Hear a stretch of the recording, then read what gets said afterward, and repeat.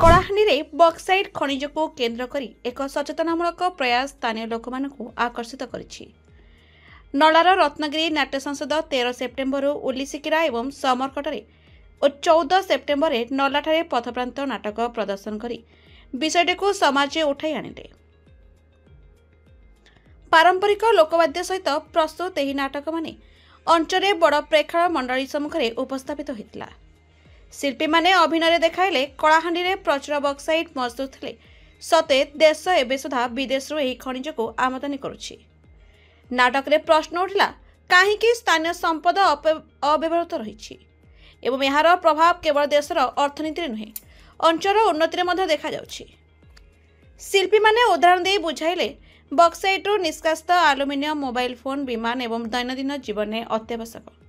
ଯଦି ଦାୟିତ୍ୱପୂର୍ଣ୍ଣ ଭାବରେ ଏହି ସମ୍ପଦକୁ ବ୍ୟବହାର କରାଯାଏ, କଳାହାଣ୍ଡିରେ କାର୍ଯ୍ୟ ସୃଷ୍ଟି, ଭଲ ରାସ୍ତା, ଉନ୍ନତ ଶିକ୍ଷା, ଚିକିତ୍ସା ସୁବିଧା ଏବଂ ସ୍ଥାନୀୟ ଉଦ୍ୟମିତାକୁ ବୃଦ୍ଧି କରିହେବ। ନାଟକମାନେ କେବଳ ମନୋରଞ୍ଜନ ନୁହେଁ ବରଂ ଏକ ଜାଗରଣ ସନ୍ଦେଶ। ସ୍ଥାନୀୟ ଲୋକମାନେ ପ୍ରୟାସକୁ ବଡ଼ ପ୍ରଶଂସା କରି ଏକ ପ୍ରେକ୍ଷକ କହିଲେ, ଏହା ଏକାଧାରରେ କଳା, ଏକାଧାରରେ ସଚେତନତା। ଏହି କାର୍ଯ୍ୟକ୍ରମ ରତ୍ନଗିରି ନାଟ୍ୟ ସଂସଦଙ୍କ ପାଇଁ ସାମାଜିକ ସଚେତନତା ସହିତ କଳାକୁ ଏକତ୍ର କରିବାର ଆଉ ଗୋଟିଏ ମାଇଲଷ୍ଟୋନ୍। କଳାହାଣ୍ଡି ଜିଲ୍ଲା ପ୍ରତିନିଧି ଗଣେଶ ଭୋଇଙ୍କ ରିପୋର୍ଟ, ଦ ରିପବ୍ଲିକ୍ ଓଡ଼ିଶା 24 ନ୍ୟୁଜ୍।